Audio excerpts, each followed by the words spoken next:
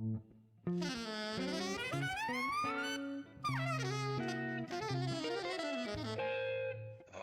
Jazz.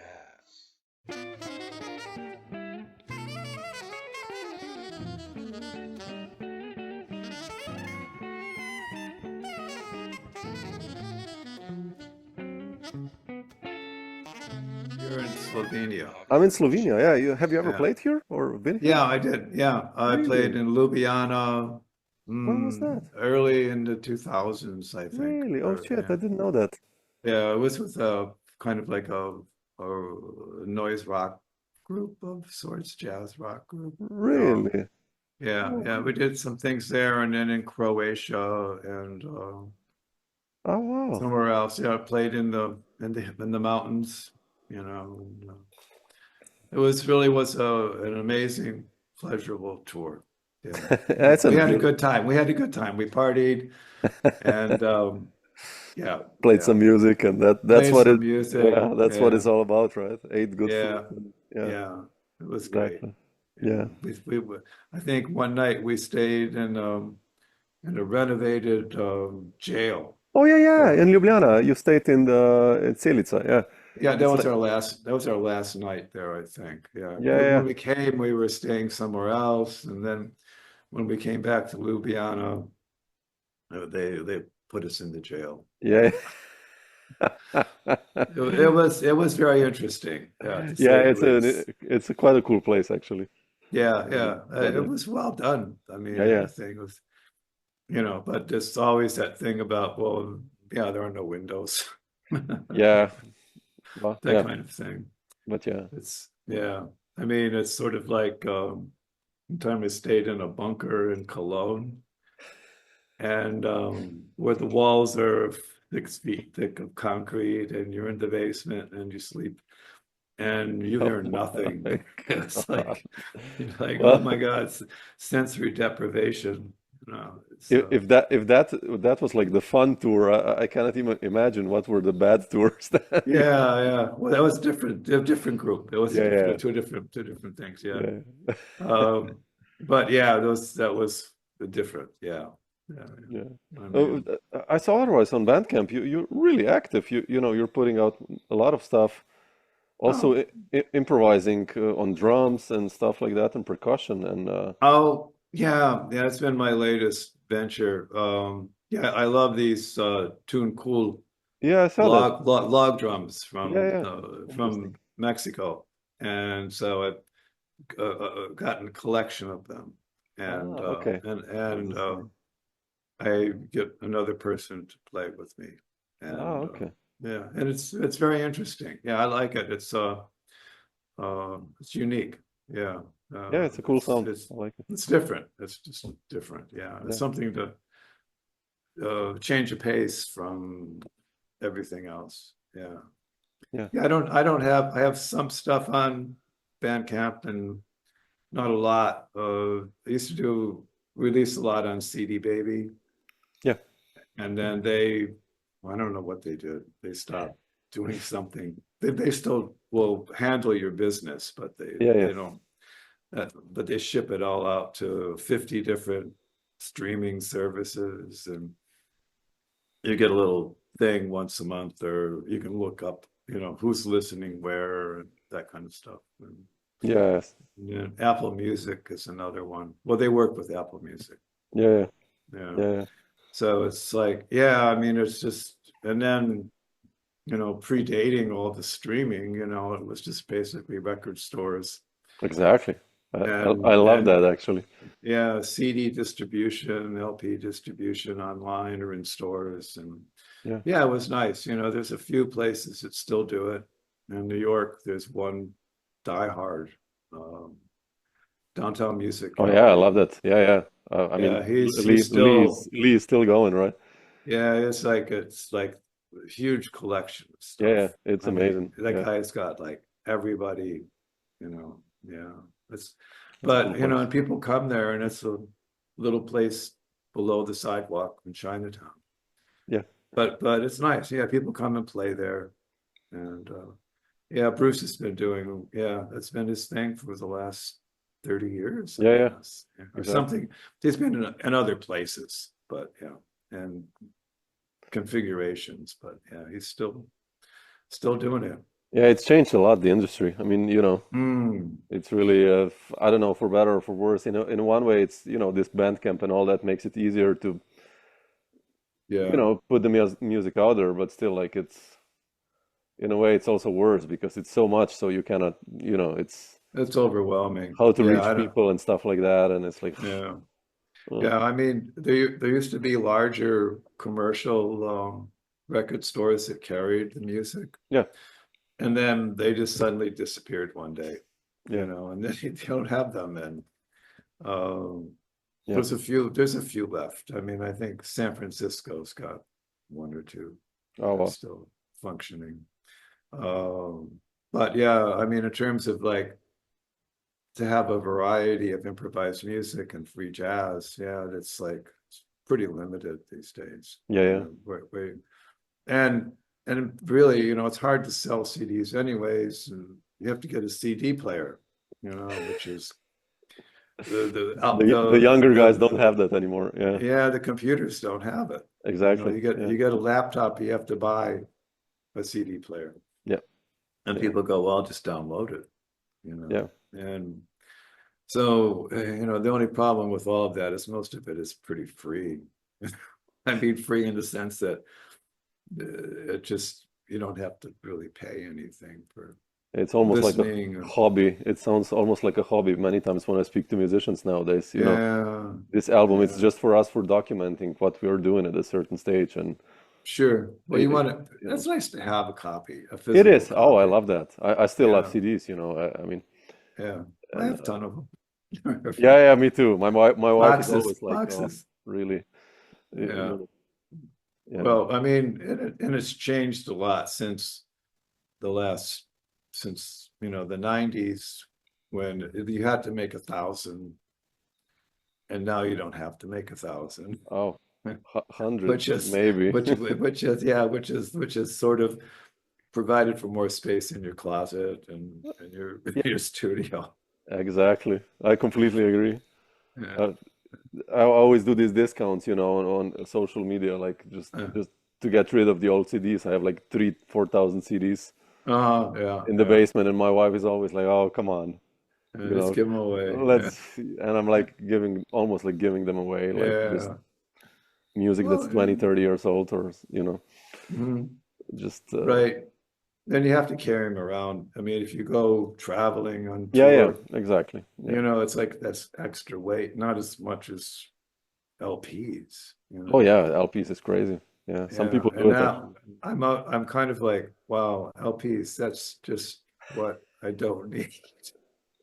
I mean, they sound lovely. I mean, but Yeah, yeah, I, absolutely. I mean, there's still debate as is it really that much better than a CD? I don't know. I mean, they look cool They look cool. and Yeah, they're warmer. When I go back through LPs from the 50s and the 60s, and they sound different. Yeah. yeah, yeah. That way I warmer. mean, Yeah, and they were recorded differently also. All the techniques are different. yeah, They've changed, and some people try to copy those yeah, earlier techniques. yeah. But it, uh, Do, it's do, complicated and expensive yeah, to do that. Yeah. absolutely. Do you remember, Blaise, your first? What got you excited for this music? Like the first LP or something what you've heard regarding jazz or improvised music that you Oh, were like, shit, I want to do wow. that, or Well, yeah, it has to go back like a really long time ago. I mean, I'd listened to some jazz when I was in college, which was a long time ago. And then I was somewhere and somebody put on John Coltrane's Home, okay, and I was like, whoa, what the? It just kind of like, it just was like a whole other place.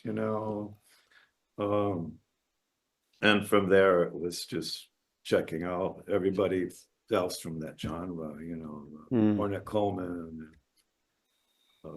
yeah, just the whole gamut of people, the whole spectrum. And and it's still nice. I mean, I still like to listen to Lester Young. Oh, You know, absolutely, man. you That's know. Ben Webster, all those Coleman Hawkins, and then you Yeah, put it on, it's like, oh, Coleman Hawkins was like, wow, he was the guy, my guy for a long oh, time. really? Interesting. Yeah, yeah. It was.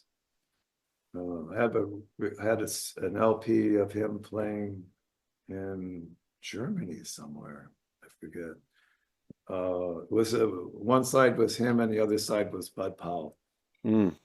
and I forget it was a festival, and it just blew me away first time I heard it, and I played it like hundreds of times. It was I'd save buying another LP. Oh, hey, you can re-listen to this stuff, classic stuff, like over and Yeah. over and over. It just doesn't Mm. get boring. I mean, it's like, No, no, it's yeah, there's always something there. yeah, I mean, those guys, the post-bop people, yeah, did some really incredible stuff. And in between swing guys, yeah, yeah, yeah. it was yeah, amazing. Yeah, it's a rich history, and Oh, absolutely. Yeah. when you think of coming out of New Orleans, at the turn of the 1900s, and Dixie and swing bands, Yeah. and popular music. I mean, that was popular music at one point.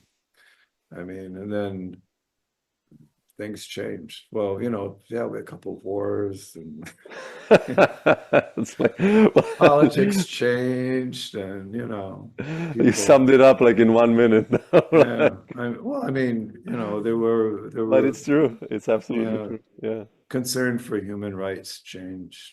absolutely. Yeah, It was kind of ignored for a while there, and yeah, still is now. Again, absolutely. we're going back to the dark ages, Yeah, yeah, unfortunately. But it's, there was, and a mixing of people. I was just reading something about Nina Simone and David Bowie. hmm, We're friends for a bit. really. Yeah, and I don't know if they recorded or talked about it, but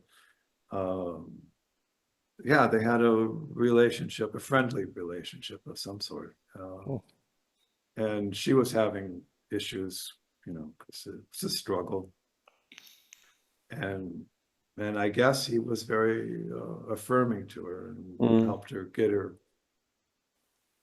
head back together, what she was doing, because there's complications in those times. Yeah, but I just thought, wow, I never would have put those two in the same room together, no. you know. Um, and I'm guessing the story's true. I don't know. I didn't have time to run all this down. Sometimes you don't know what you're Oh, actually. nowadays it's scary. Nowadays Yeah, it's like, people and Photoshop is just, it's it's insane. annoying. It's just annoying. This Terrible, yeah. business, like, oh, we have to put everybody in the same picture, and it's like, no, you don't, because they didn't know each other probably. I mean, they had interactions or something, but and the photos always look really good, Mm-hmm. like they're polished up photos, and you're like, I don't think so. I don't. This is like really been manipulated a little Yeah. bit, but it's a nice thought.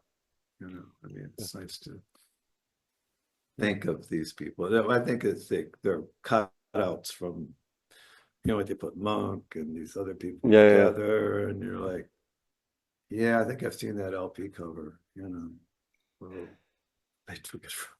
yeah, yeah. But, Yeah. I don't know. I don't know if history is being rewritten constantly, but, maybe. But I think history's always been rewritten, Yeah, it's you like a know. spiral Yeah, thing, right? and they talked to somebody who talked to somebody who knew somebody who did something.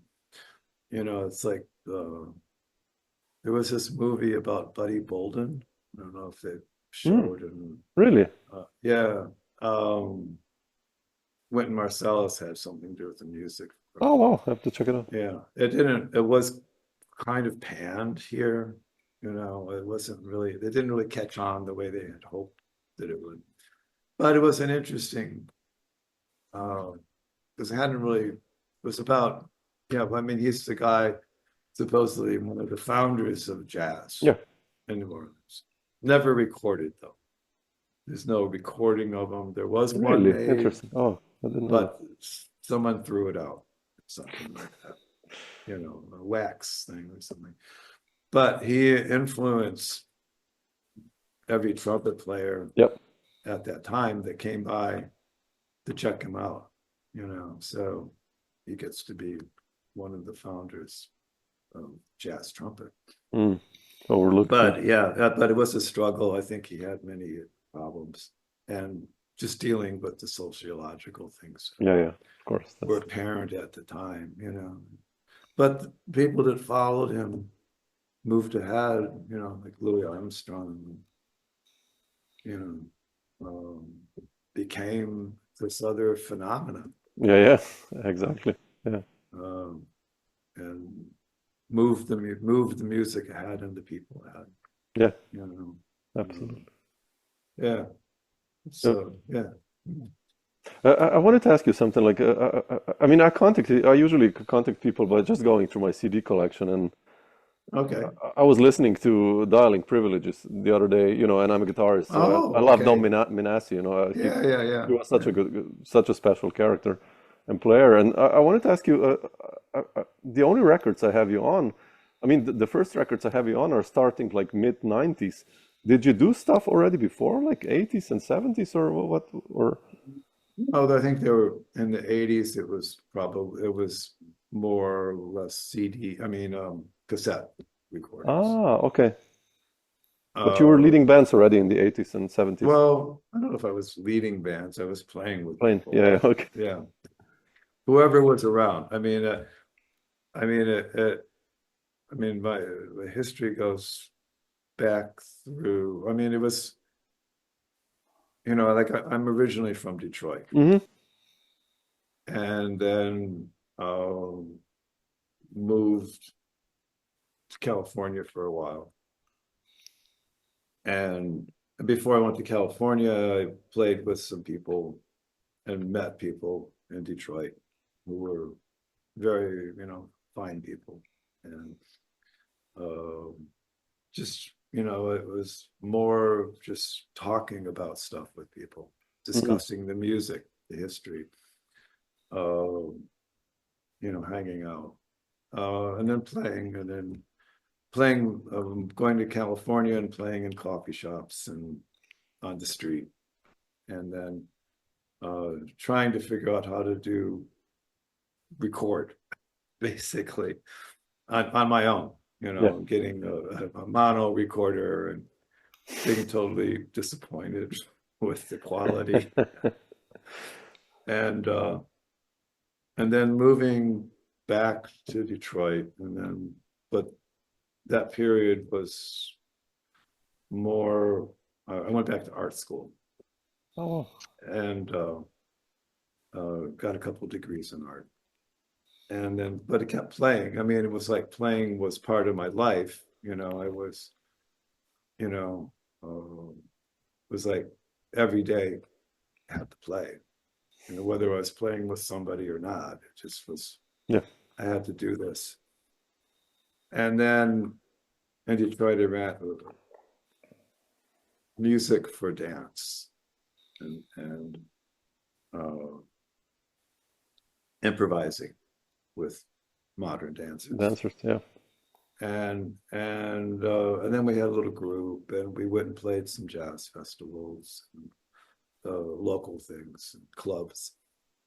And then I moved to Europe for like 3 months. Really? Traveled around. Yeah. It was like, it was brief. It was about the time that the wall came down and all. Oh, wow. Okay. Yeah. So we were in Brussels then. And I used to play on the street there in Brussels. And I'd run into some musicians and good sessions and whatnot. And I was kind of surprised that, well, basically because the saxophone was Belgian. I guess, Adolph Sax was. Mm. So there was a fondness that the people had for anybody that played a saxophone. They were just, and so that was kind of cool. And then just some more traveling, and then dropped into New York. Okay. And after I came to New York, I kind of just met everybody. It was like New York was at that time open When to did you move to things. New York? What year was it? It was like 89, 89. Wow. Okay. That's like 90. the And downtown scene was yeah, the happening. downtown. And it was Yeah. just open. You just met people. You just put things together, played with people, did shows, went on little tours, did some recordings with people. It was a different, well, the rent hadn't climbed as high as it is now, so it was easier to do things. That's in those days, which has changed a lot. Oh yeah. So then I just spent the rest of the time in New York and traveling and going on these different tours with people. Mm. Yeah, and I met Don Minasi. Yeah, you had a you And had a long relationship, right? Musical. yeah, You really got together well. we met every couple of weeks for like 25 years, Wow. I guess. Yeah. I mean, it was like going uptown to his house, playing with him, talking about the history of the music, and he had been involved with the whole scene before I was, and did some things for Blue Note and all of that. Mm. And so, and he had more of a classical jazz background, the mainstream. And I was a little more on the other side Yeah. of things. So we were able to mix that up a little bit and wrote tunes and played them. Yeah, the Dialing Privileges.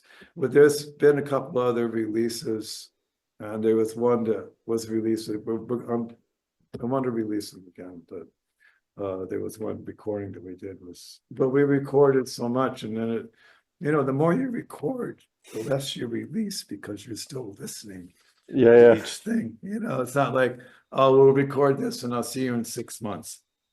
It's like you record something, I'll see you next week. And then you do something, you go, oh my God, yeah, that's great. Okay, and then 6 weeks later, you're back. 2 weeks later, you're back. Yeah, it was a huge loss in my playing life when he passed away. Yes. It was pretty harsh. It was kind of like, I mean, he had a series of medical situations for the whole time I knew him. Mm. So there's always something he was overcoming. And then finally it was like, wow, it's over. So I'm still kind of missing those calls. Yeah, I can imagine. know. Yeah, if you had Yeah. such a long, Yeah, a long-lasting thing. Yeah, it was pretty intense. Yeah. he was a great player. So, Quite and he a was being, geez, yeah. I mean, she was a shredder. very underrated, I think, like in the guitar world. I think so. Yeah. Yeah. I mean, there were people that knew Yeah. of him, but then, there's just so many guitarists too running around. True. I mean, and they're all good. I mean, but he also did, I don't know, kind of a cabaret thing, I guess, or kind of like club stuff sometimes. His wife was an actress, singer, I don't know. and she would, they had a thing where she would sing, he would play, and people group together. But it was pretty much mainstream. I mean, it was total. They weren't stepping out on, Yeah, yeah. but he wanted to always step out, and then he released some big projects with a bunch of people. Yeah. But yeah, I mean, the first time I ran into him, he was playing with somebody at the knitting factory, and he just got this piece of paper out and stuck it between the strings and on the fretboard. Yeah, I was like, "Hey, we got to play, man," and it took off from then. Well, I mean, at that time, I was working with doing stuff with Cecil Taylor, so it was. Oh wow, how did that happen? Well, he had an open call for a big band at the Knitting Factory. And so it ended up being like a couple of years of rehearsals. I Wow. mean, like a lot of rehearsals, like once or twice a week, Oh, you know. that's a lot, yeah. And he would just come in with compositions that he had or did. And yeah, it was a real treat to do something with them. I mean, the band got pretty big at one point. We had 3 drummers, Oh shit, really? Oh man. guitarists, and 8 tenors, and 4 altos, and trumpet players, and just everything. It was Wow. when it took off. It was just like, whoa, that's loud. Was any of that stuff recorded? Because I, I think it was probably there's probably bootlegs of it. oh yeah, okay. Yeah, I'm guessing. I don't know. There were Because people yeah, yeah. running around with little recording devices. Hmm. I don't know if the Knitting Factory did something, but they never released it. No, no, no. So That's why I don't recall. I think it was probably there was always some kind of little tension between um, the people from the Knitting Factory and groups that played there on this issue because they had a huge catalog at one time, Hmm. the Knitting Factory. Yep. And they had had clubs in Europe. I think they had Amsterdam, Berlin had something, um, and then one day they just closed up, Yeah. and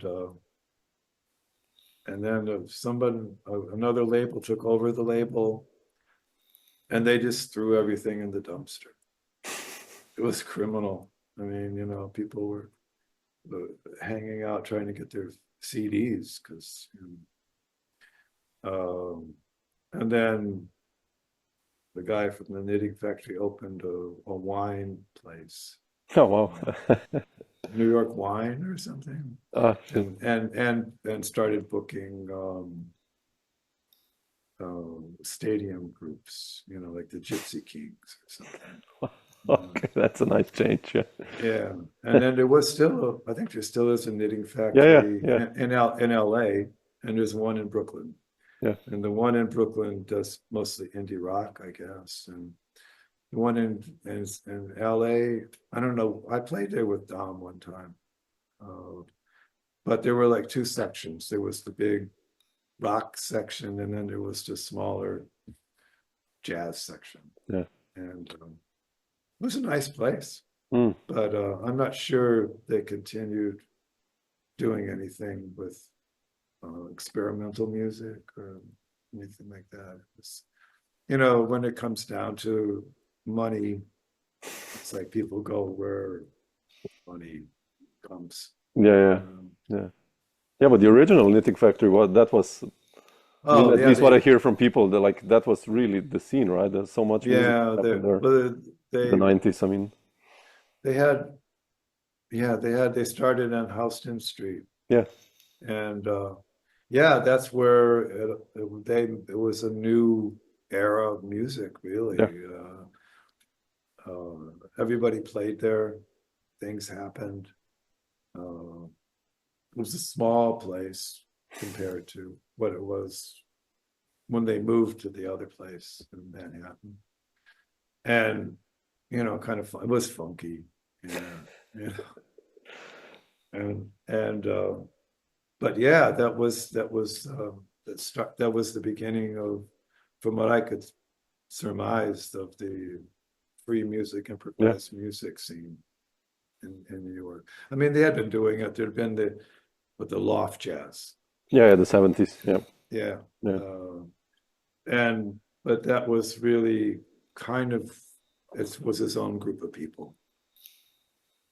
They hadn't really, and then they started branching out, and I mean, people started other places to play. I was thinking of Phil Niblock had experimental intermedia, and roulette came later. Oh yeah, exactly. And then then the Knitting Factory moved to a nicer, newer place, but it became kind of funky by the end. It was like Like every place almost. every place, yeah. It's like, yeah, the plumbing's not working tonight. What's the leak from? I don't know. Yeah, you know, things broken, you know, air conditioning, whatever. But it still was a place in New York that you could go to Yeah. and play without too much trouble. You know, it was pretty open still. Yeah. And then that closed, and then things went to a different place, I think. Yeah, nowadays it's quite different, right? I mean, Yeah, I was in '98, I guess it was. I started booking a series at ABC No Rio called Coma, mm, and that was just a Sunday night, but it was like groups would come and play, and then we'd have an open session after, and I would kind of like try to navigate that a little bit, you know, steer it to. And that went on for about 18 years, I guess. wow, that's a long one. And then the building had to get renovated. It was torn down. But now I just received word that they're getting ready to begin again. So, and I was contacted about some stuff. So I don't know. Something could happen, or it could become a rock club. I don't know. Yeah, probably. Yeah. But I mean, it does have a history of the arts, visual arts, poetry. A lot of visual artists in New York had their artwork there, and people came, and you know, and some theater and dance, and so this will be a bigger place than it was before, and so not huge, but you know, it's still going to be in the same spot, but it'll be, you know, maybe more accessible for people, because it was during the time I was there, it was pretty much, it looked like a squat. It was, you know, holes, and the heat didn't work all the time, and the floor had a wave in it, you know, and stuff like that. Many places for improvised music are like that. Yeah, Still in Germany sometimes. I still run across them. Yeah, it's so fun. Doesn't matter where you go, there's a place like that. Yeah. I mean, like Mexico City has some places like that. And some of the places they're closing up and changing, you know. Sure. So and then, you know, in Europe things are changing all the time. Oh, I guess. absolutely. Yeah. Most of it's got to do with how much money. Especially after COVID, it's changed so much. Oh my God. Yeah. It's so much harder to book gigs after COVID. I've been doing these Zoom sessions with some people in Scotland. Oh, really? Oh, yeah. Yeah, and they're a lot of fun. You know, Yeah. Once every week, once a month, and so finally I went to Glasgow and Edinburgh to Oh, really? How meet beautiful. these people and play some shows. Yeah, it was fun. Yeah, it's so different when you're suddenly like in the same room with people that you've been looking at, and you're like, oh yeah, hey, how are you? Yeah, I know you. Yeah. You know, and it's different playing. It's always better to play live. Absolutely. Yeah. You know, you hear things better. You know, I mean, yeah, because the COVID thing was, it was brutal. Yeah, I didn't think music was ever really going to come back. You know, I just felt like, oh my God, this is the end of improvised music. Yeah, it killed a lot, actually. Yeah, and people died. Yeah. Yeah, of course. Yeah. And clubs closed up, and they couldn't maintain, you know, that kind of stuff. Yeah. And now we're hitting this other frontier of I don't know. I'm going to Sicily in April Oh, wow, to do some beautiful. shows in the Oh, Sino. fantastic. Yeah, yeah. I was there a few years back and did some stuff. Going back in the museum, and I'm like going, oh my God, I just hope there is not some weirdness going on with customs now, and because you have to get a work visa. We always have to do that anyways, but and I'm going, people are, I don't know, at each other, negotiating tariffs and all this other stuff, Mm, and people are making it difficult, I think, people yeah, to communicate, and the arts, I mean, it's just, I think the arts are struggling more now in the yeah, yeah, States than they had absolutely. in the past. I mean, like this business with the Kennedy Center. I mean, it wasn't Yeah, I've ever, heard that too. I could have cared less about the Kennedy Center. I mean, it wasn't on my A list of like, oh, I got to get a gig there. But still, yeah, it's still, But it was something happening, and it brought in a variety of people yeah, that were just people from all walks of life. It seemed, over maybe indulgent with really famous people, but that's the Kennedy Center. But now it's like, well, that's changing. I mean, it's like, oh, who wants to play there? yeah, I mean, and so you don't know how all that's affecting everything else that's going on. I mean, when I was in Europe in the 80s, you had to get a visa to go to France, mm, because at that time Reagan was president. yeah. And for some reason, I think it was de Gaulle still around then. They didn't get along, whoever the leaders of those. And so you had to get this visa to go as a tourist, not even just to Oh, play, really? I didn't know that. Wow. for Americans. Yeah. And so if you wanted to go on, you decide, hey, let's go to Paris tomorrow. Well, the office closed at 3 o'clock. You weren't going to Paris then. So you went to Brussels. It was, if you were in Amsterdam, they were more connected. Yeah, But I mean, like, well, what happens when you go someplace and I don't know, the rules change, absolutely. because Yep. and that kind of puts a damper on people doing things, like what's going to happen. I'm assuming nothing, but I don't trust anything to do with governments anymore. I mean, these people, this is like crazy town. Yeah, yeah. Yep. Yep. You don't, We'll see. Yeah. yeah, You yeah. guys especially have it very Well, yeah, interesting. I'll put it like that. it's a struggle right now. Yeah. Yeah, definitely. And it's harsh. It's Especially just for the really arts, like harsh. you said, and for more Emotionally, creative people. And yeah, it's just really harsh. I mean, it's like this conflicts of, you know, um, Ukraine, Gaza, yeah, and Tesla. It was like, you want it's a different story. Yeah. yeah. I mean, I was talking with my wife, and I said, this guy's saying that if you do something to a Tesla, you're a terrorist.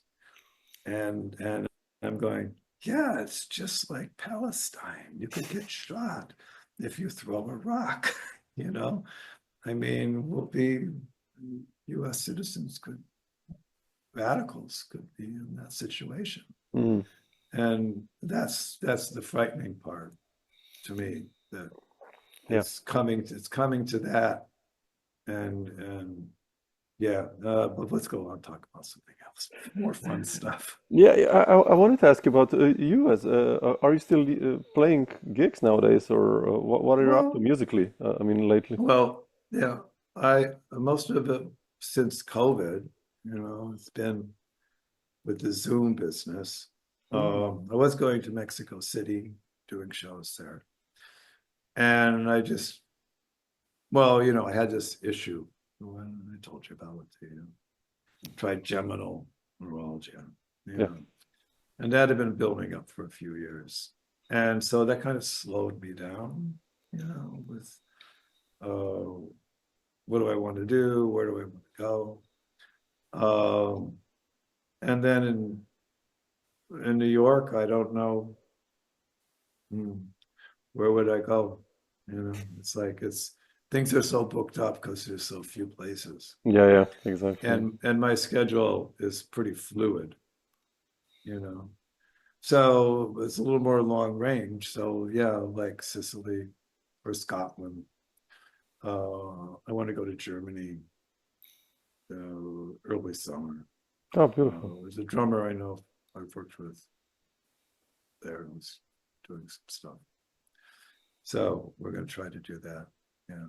I mean, it's really just catching up with the people that I've done work with, In the past, yeah. So drummer from Mexico, Israel Flores, he moved from Mexico to Wuppertal. Oh, wow, Germany. Yeah, Wow. and I was like, he married a woman from Wuppertal, and she wanted to be there. She was pregnant, and the medical's better in Germany, and family and everything. And then I went, wow, a lot of places to end up in. This is, Bratzman and, well, Peter Koval, who's not there anymore. Yeah, but it's strong Koval traditions. House. Yeah. And there was a lot of dance there. And, so it's and you're right in that triangle of Dusseldorf and Cologne. Yeah. So I thought, yeah, that's a good place to go to, but it was a little harsh for him because he's Mexican and the Germans are different. And Germans and the Germans. language is different. Yeah. Everything. But he's actually been there for a few years now. And, Oh, wow, beautiful. working with different people. Yeah. So, I was there last year. Yeah, and played with him and the violinist, Christoph Berman. And we played at the Cobalt House. Oh, wow, fantastic. And up in Dusseldorf, I think, and a couple other places. Yeah, it was strange. I had played with Peter Cobalt, like I had been playing with him just before he died. Really? Yeah, some shows, and we did a show at ABC. Oh man! And with Don Minasi and drummer Jeff Arnold, and I still have the recordings from that, and I just never put it together. It was because right after that, 2 days later, Peter died. But you have the recordings, or? Yeah. Oh man, you should put it at least on Bandcamp. I should get it out. It's Dom and Peter. I mean, come on, it's amazing. Yeah, we had some duets, and they did a nice duet. Wow. And then I went to Wuppertal after that. It was before they had set up the Peter Cobalt House, but it was like, people were still. Peter was such a force in Wuppertal and Germany, and Bratzman, who he just died when I was just the day after I left Wuppertal. He died. Oh shit! It's like, but he had been very ill. Yeah. Near the end. I mean, he was not it was not unexpected that this could happen. With Peter, though, it was, that was a force. Yeah. But he was young. I mean, I think he was 59, something. And he played with such a force. Yeah.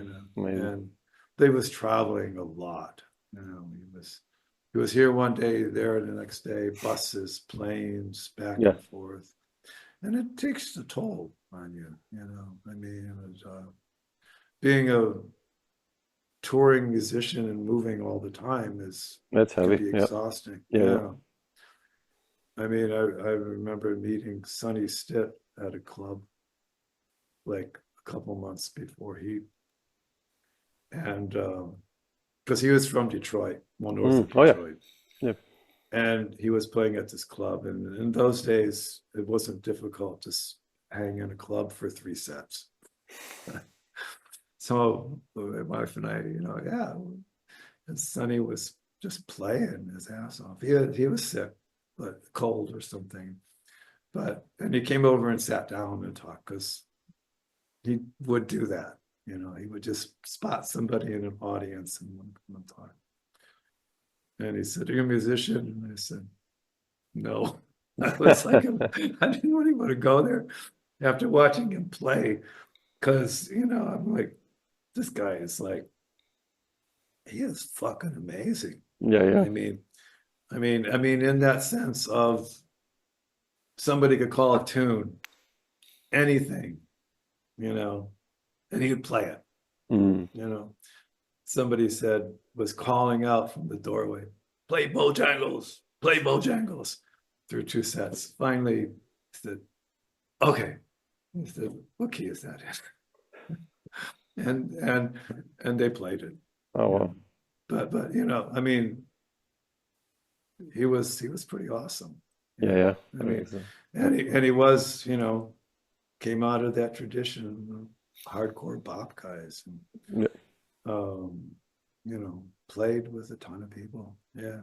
It was great player. Yeah. I mean, it was easier, I think, years ago to run into people. Yeah. Now, if you go someplace, it's like the band's gone. You go to Blue Note, it's not like people are hanging out, True, talking. I mean, it was like Elvin Jones. You would go to a club, and he made an effort to just go and see people in the audience and talk to them. Welcome them.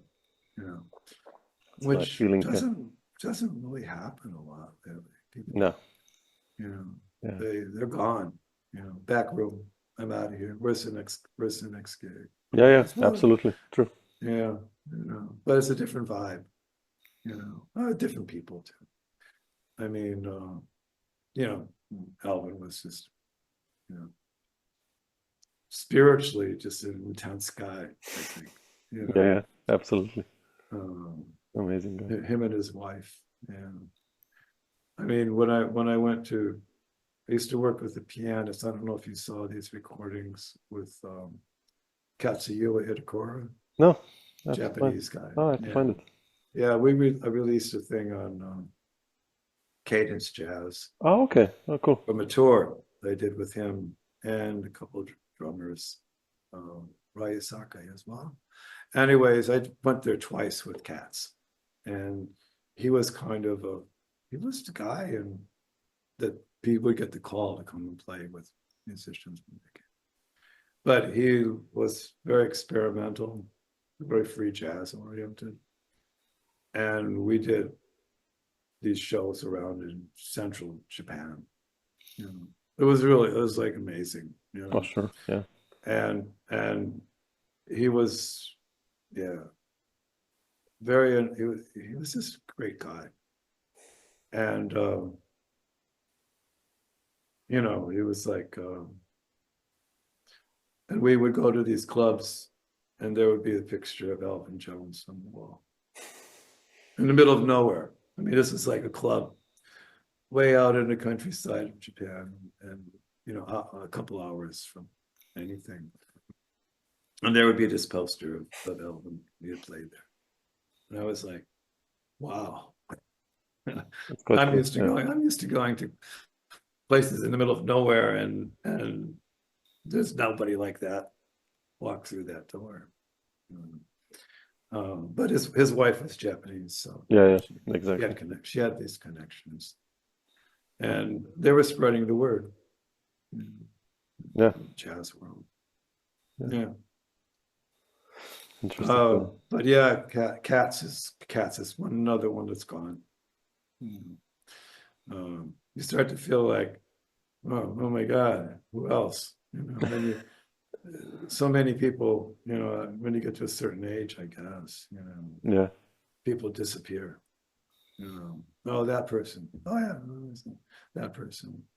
And I don't know. But that's life, I That's guess. life, yeah, I guess, yeah. Yeah.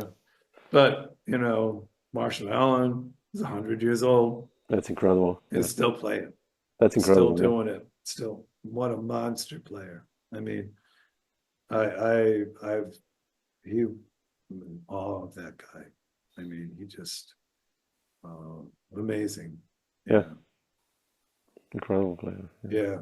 And, you know, the rest of those guys, I don't even know who's left from the bands or not, you know. Yeah, it's But Sun Ra changed music, was there for the change in music. I mean, going back to Fletcher Henderson yeah.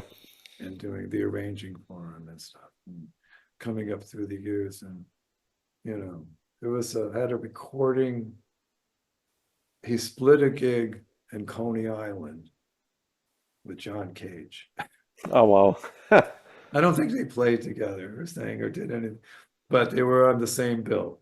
You know, they were billed together, but they were separate. I mean, because John was much more north with the electronic tapes. Yeah, different, yeah. And Sun Ra was just like an explosion of keyboard sound. Yeah. That night. Yeah, that was very interesting. Yeah. Well, the fact that they even walked into the same room together. Yeah, like you said before, Nina Simone and David Bowie, that's the same now. Yeah. Yeah. And there had been some concerns about John Cage's, he had made some remarks about that. People were still bothered by it, you know, about Coltrane. But I guess they got over it on some level. Yeah. Well, I mean, there were, you know, people get confused. What's going on? Yeah. I mean, it's sort of like Ezra Pound. I don't know if you know. Oh, sure. I studied poetry, so. Yeah, and Ezra Pound came from the Midwest somewhere, I guess, middle class, and he had these prejudices. Yeah. And he went to Italy and spoke for the fascists. Fascism, yeah. And then the war ended, and they were going to lock him up. I think they had him in a mental hospital for a while. Oh, really? Oh, I didn't know. And Allen Ginsberg and some other poets worked to get him out, you know. And he realized that, Ezra Pound did, he said, you know, yeah, it was my history, you know. It just crept up on me, and I should have known better, but I didn't. Yeah. But, you know, his cantos are amazing. One of the greatest works of American poetry. Yeah. Absolutely. You know, but yet he went to the dark side for a while. Yeah. But, you know, then again, there was a whole different era of politics and poetry. And I mean, when you think of, you know, the Spanish poets during the Revolutionary War, the Civil War, and how many of them are lost. Of course, yeah. Yeah. I mean, I was a big fan of Lorca, and what's that? Well, there's Juan Ramon, and there was Pedro. I don't know. There were just these poets that were just oozing with life in their words. You know, that it's hard to find such passion these days. Yeah, there probably will be more passion. You know, it's not that it's not passion, but at that time, it was a lot of different passion. times. Yeah, Different times. Yeah. Absolutely. I mean, you know, the arts you know, I mean, the arts are always being thrown up in the air. It's like, they're the last ones to find out. Yeah, absolutely. I mean, New York gained a lot of artists from Europe, you know, end of the 30s. You know, absolutely. People just said, time to leave. You know, and if you didn't leave, you're in trouble. Yeah. You know? um, writers, musicians, artists. Yeah. They have to find a sanctuary. So now it's like, where's the sanctuary? Is there a sanctuary? Can there be a sanctuary where that's taking people, Yeah. where they're not going to be harmed? Because, You'll see. yeah. Yeah. I mean, it's a strange deal. Yeah. Hmm. So in Slovenia, Yugoslavia, it's not like That's you a guys different have story. had like a piece of cake going on there. I mean, Yeah. when I was there, it was after, well, things had quieted down. Yeah. Not totally. I mean, there were still these issues, but I remember must have been in Croatia. We had gone to a couple places in Croatia to play. And one was, we were by the ocean, nice club, nice location. And this guy came up to me and showed me this box. And it was a landmine box. And he said he wanted you to see what happened and what your country was involved. Because at that time, the United States was, I think, selling. Yeah. They still are landmines. And I was kind of like, whoa, you're going, not my deal. I mean, Yeah. it was just, but it was kind of spooky, the whole situation, and Ljubljana was, wow, what a beautiful city. Yeah. Ljubljana is very nice. Yeah. And the food is really good there. Yeah. I mean, the wine is good. And, I'm not complaining. Yeah. No, The quality of life here, it's I have to knock on wood. So yeah, right. It's like, it's a blessing. So. things are relatively quiet. Yeah. I don't know how the rest of the other places are. I think Croatia's okay. Croatia is okay-ish. Yeah. Yeah. Bosnia. Yeah. The first. Yeah. Yeah. Right. Yeah. I'm sure something could pop up at some time. Yeah. But Cool. it's like, yeah. But well, Ljubljana is not that far from. I live mainstream Europe. It's like, no. I think when we flew there, we went to what country? What city? Italian cities? Is that Milano? Milano, yeah, it's like Milano is by car 6 hours from Ljubljana, so yeah, it's really close. By the tip up there. Yeah. So that's where we flew in, and then took a car, the van. Sure. somebody pulled up in a van and drove us to Ljubljana. Yeah. I thought, oh, it'd be nice to. My wife had been there, but in the 70s. Oh wow. When it was Yugoslavia. Wow. And went to Ljubljana. Yeah, that was different then. Yeah, she said it was very that was dark different. then. Yeah, it was very dark then. Yeah. People were living on the land, and it's and it was scary because it's changed now, like really. Yeah. Well, that's what I told her. Yeah. But if you're gonna be in the summer near Slovenia, let me know. Okay. Yeah. We'll get together and that could be fun. Yeah. And I mean, would be cool. Yeah. Drink a glass of wine or play a little or something. So yeah, that could be. Yeah. We'll see how this all, moving around, how this happens. Yeah. So you have quite a few things that are out, I guess. Musically. Yeah, musically, you're pretty. Yeah, I mean, I try. It's we have a 2-year-old daughter now, so it's kind of. Oh yeah. That's my priority. But I've done a lot of this long distance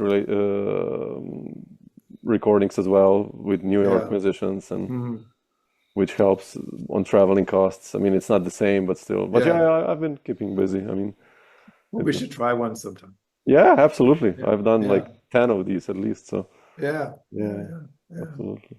Beautiful, There's man. a guitarist from Germany, Stefan Strasser. Don't know. I've been doing some stuff with him Ah, sometimes. Yeah, okay. yeah. But he showed up at the Scotland thing. Um, That's, yeah, it's like people just pop up. yeah. I mean, I think there's probably something like that in London. Um, networking, um, groups of people gathering Mm, to do online because during the COVID thing, people couldn't, yeah. Well, at least and something, traveling was Yeah, impossible. yeah. Exactly. And I don't know where else they are, but I'm sure there's probably still a few. And Yeah, yeah. Cool. Blaise, that we don't go on too long because, okay, but no, I know. but There's a thanks for lot to sharing. talk about. No, Yeah, well, yeah, thanks for inviting me yeah, and to your but definitely, program. if you're going to Yeah, be in Germany, let me know. Maybe we can plan something, yeah, yeah. and That could be fun. yeah, Yeah, yeah. definitely. Okay, great. Blaise, So, thanks so enjoy the much, man. rest of your weekend You and too, we'll be you in too, touch. you too. Thanks so much, man. Stay Okay. strong. Ciao.